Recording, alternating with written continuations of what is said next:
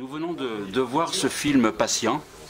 Donc, c'est un film qui m'a conforté sur l'espoir, puisque c'est ça qui guide le film, et sur l'envie de communiquer ça aux autres patients. Voilà. Et donc, est-ce que c'est un petit peu ça le but? Alors, nous sommes donc avec Fabien, qui est grand corps malade, Mehdi, et vous allez nous présenter votre comédien principal qui joue votre rôle. Il ne vous ressemble pas beaucoup, mais en même temps, ce n'est pas un film biographique, comme vous avez dit. Oui, c'est-à-dire que c'est vraiment mon histoire, mais le but, c'est pas de faire un biopic. Et du coup, c'est de rendre le rôle un peu plus universel, pour que, voilà, en fait, c'est mon histoire et c'est celle de n'importe quel jeune de 20 ans qui a un grave accident et qui se retrouve voilà, plongé dans ce monde du handicap très lourd.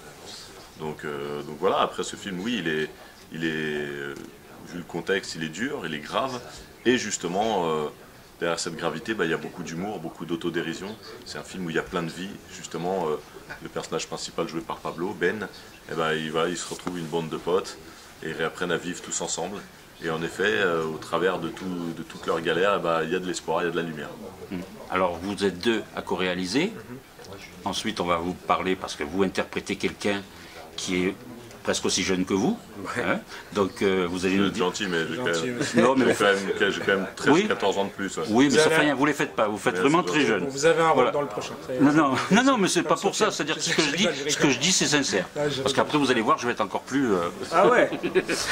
Et je ne veux pas, je suis pas là pour passer la brosse. Non, mais je sais, je rigole. Alors, votre rencontre à vous, comment elle s'est faite, tous les deux? Elle s'est faite, en fait, on vient de la même ville, on habite à 50 mètres l'un de l'autre. Et De quelle ville? De Saint-Denis. Banlieue nord, Banlieue nord, 93. Et c'est la femme de Fabien, en fait, qui nous a présenté. Moi, je commençais un peu la réalisation. Ça faisait pas très longtemps qu'il faisait du slam, il avait sorti son album. Et voilà, elle nous a mis en contact et puis on s'est entendu tout de suite. Voilà, on est tout de suite devenus très très potes et ça fait, je sais pas, 10-12 ans qu'on fait des projets ensemble. Voilà, on a fait des clips, des courts-métrages, des captations de concerts, des documentaires. Voilà, Ah oui, donc il y a déjà un lien voilà, exactement, on a déjà beaucoup tourné ensemble en fait. Donc on se connaît, et puis surtout on est tout le temps ensemble. Donc on se connaît par cœur vraiment. Quand j'ai écrit le scénario, je me suis dit tiens, je vais le réaliser, mais j'ai besoin aussi d'être épaulé. Voilà, j'ai pas tiré au sort, voilà, c'était une évidence pour moi que voilà, c'était Mehdi qui a réalisé au moins une dizaine de mes clips et avec lequel, voilà, comme dit Mehdi, on a fait beaucoup de projets. Donc c'était juste, voilà, s'il y avait un co-réalisateur pour moi, c'est sûr que c'était lui. Le roman, vous l'aviez écrit il y a combien de temps? 4 ans avant. 4 ans. 4 ans avant, et oui, parce que là, il vous a fallu 1 an et demi pour faire le film. Ouais, c'était 2012 le livre. Alors donc, pour interpréter votre rôle, donc un comédien qui pour nous est inconnu pour l'instant, mais je pense qu'il va le devenir parce que vous avez une interprétation remarquable. Qu'est-ce qu'il vous a dit, Fabien, pour pouvoir jouer son personnage? Il m'a rassuré, Oui. Dès le début il m'a rassuré en me disant que je ne jouais pas son personnage, que je jouais Ben, que c'était quelque chose de plus universel. Moi j'avais la chance de l'avoir lui parce que c'est son histoire. Ça vous a enlevé la pression, ça? Ouais, énormément, parce qu'au début, voilà, jouer Fabien, c'est quand même un grand monsieur aujourd'hui, de par la taille et le talent. Donc je me suis dit que c'était un petit peu compliqué pour moi. Il m'a rassuré très très vite. Je suis arrivé au casting, j'ai essayé de faire sa voix. Fabien et Mehdi m'ont arrêté très rapidement, disant que c'est pas du tout ce qu'ils cherchaient. Et ils m'ont rassuré. Ce qui m'a permis moi après d'assurer un petit peu le rôle en m'imaginant des choses autres que de jouer Fabien. Votre accident, Fabien, c'était vraiment un saut dans une piscine qui n'avait pas assez d'eau? Ouais. Oui. Tout est vrai dans le film. Dans le film. 99,99% ou 0,9 selon. Tout est vrai. Ouais. Alors, justement, qu'est-ce qui vous a intéressé de représenter, justement, parce qu'on va plus loin que le handicap, je trouve. Parce que Espoir adapté, c'est la chanson du générique de fin. Je trouve que tout le film est basé sur cette chanson. Parce que Espoir adapté, c'est tous les handicaps qui peuvent être touchés, même les handicaps invisibles, puisqu'il en existe. Donc je ne sais pas si vous connaissez un petit peu tout ce qui existe autour de justement des handicaps invisibles, donc, qui ne se voient pas sur les personnes qui sont handicapées, mais qui ne sont pas encore reconnues. Donc est-ce que justement cet espoir adapté, c'est le secret de la guérison, ou en tout cas de se battre et d'aller jusqu'au bout de sa volonté? Excuse-moi, t'allais... Non, je reste sur une phrase bateau. C'est quoi, vas-y. Tant qu'il y a de la vie, il y a de l'espoir, et je crois qu'eux l'ont compris bien mieux que nous. Leur vie n'est pas terminée, elle ne fait que commencer au moment de leur accident. C'est ce que, en tout cas, moi, je ressors du tournage au contact de tous ces patients. C'est ce qui ressort le plus fréquemment. Que tout commence pour eux et qu'il y a de très très beaux projets à avoir. Vous disiez, oui. Non, voilà, c'est ça, mais puis cette notion d'espoir adapté, c'est aussi quand même l'idée de faire quand même le deuil de quelque chose, d'un espoir à la base idéale. Des choses il faut l'adapter un petit peu. Mais il y en aura d'autres quand même, voilà, il y aura d'autres projets, c'est ce que dit Farid dans le film. Il y a encore plein de projets, lui il dit je vis très bien mon handicap. Donc voilà, bien sûr il faut de la force, il faut de l'acceptation, etc. Et derrière on peut retrouver pas mal d'espoir. C'est un message votre film, on peut dire? Je sais pas, c'est toujours dur de dire un message. Non, mais en même temps c'est un encouragement pour les gens qui regardent sûr, et qui vivent des situations comme ça. Il y a plein de messages, ouais. Il y a bien sûr qu'il y a ce message de... Mais ça, c'est le message le plus bateau, donc c'est peut-être pas le plus intéressant, de se dire, oui, bien sûr, il faut se battre. Voilà. Bien sûr, oui, bien sûr, il ne faut pas lâcher l'affaire, tant qu'il y a de la vie, il y a de l'espoir, battons-nous un petit peu, et il y aura toujours des choses à aller gagner, donc bien sûr qu'il y a ce message-là. Après...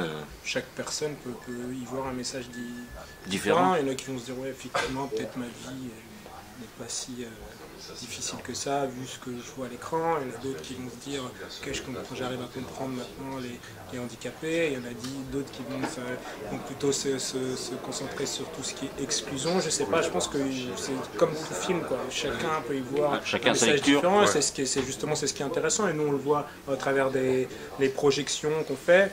C'est l'humour, justement. L'humour qui est peut-être une thérapie. Ouais, j'allais dire dans un des derniers messages possibles, enfin pas dernier d'ailleurs, on a peut-être un autre, mais un autre possible, c'est cette idée de fraternité.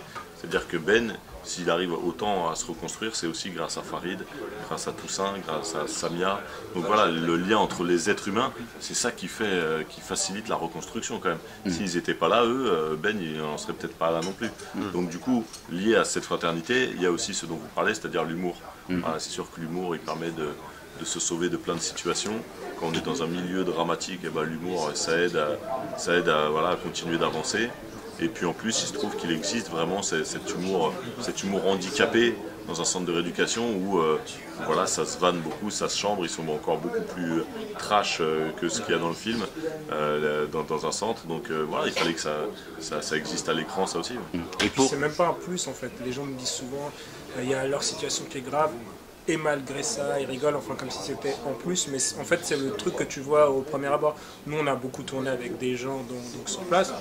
La première chose que tu as avec eux, c'est de rigoler, de se vanner, de parler de tout rien. Et en vrai, le handicap, ce qu'ils ont vécu, ça vient plutôt après, en vrai. Il y a des gens avec qui on a discuté pendant un mois sur le tournage, et puis au bout d'un moment, on dit, au fait, comme ça, en discutant, tu commences à les connaître, au fait, qu'est-ce qui t'est arrivé, là, il t'explique, c'est là que tu prends une claque, en fait, parce que tu as rigolé avec lui pendant un mois. Donc ça vient même, c'est le premier truc que tu fais, en fait, c'est de parler avec eux et de rire comme si de rien n'était. Et dernière question, justement, vous avez tourné vraiment dans un centre d'handicapés et de rééducation. C'était nécessaire, c'était obligatoire. Pour donner une vérité, moi je trouve. C'était mieux, ouais, c'est sûr que voilà. On n'aurait jamais fait le même film en studio avec que des figurants qui ne sont pas handicapés, avec des personnels soignants qui ne sont pas soignants.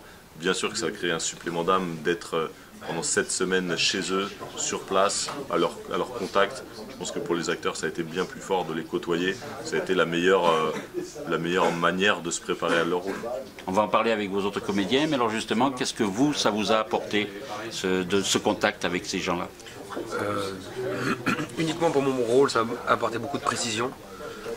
Leur propre expérience, ils m'aidaient moi énormément émotionnellement à pouvoir adapter mon corps aux différentes scènes. Et humainement, ça m'a rendu, je dirais, un peu plus grand, un peu moins bête. Quand on regarde un handicapé dans la rue, on se dit il est handicapé, il ne peut pas marcher. Mais il y a tellement de choses au-delà du fait de marcher pour eux qui me semblent moi plus important, comme aller faire pipi tout seul ou pouvoir faire ses lacets, pour être autonome. J'ai grandi énormément grâce à ce film-là, grâce au tournage. Et vous ne serez jamais aussi grand que Fabien, au niveau hauteur. Je ne serai pas plus haut, je serai plus grand. Merci beaucoup. Pas mal, ça va.